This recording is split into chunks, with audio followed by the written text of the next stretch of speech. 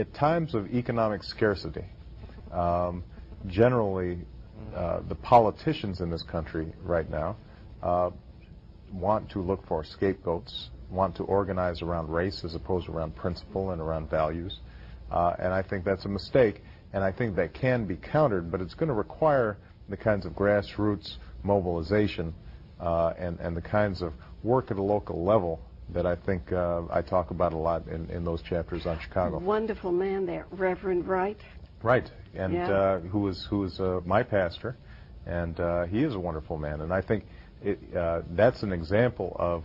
he's a pastor of a large congregation in Chicago, and one of the interesting things that I discover in my journey to discover what my identity is and who my father is also discovering sort of my own faith, which is not necessarily a traditional faith. I don't come out of an institutionalized religious setting, but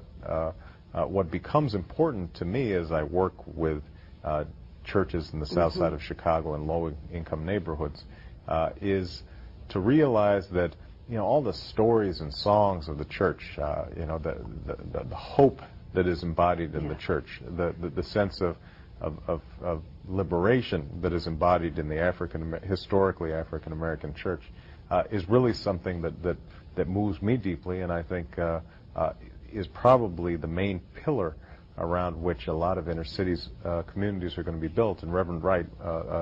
my pastor, who I speak about in a chapter in the book, I think represents the best of what the black church has to offer.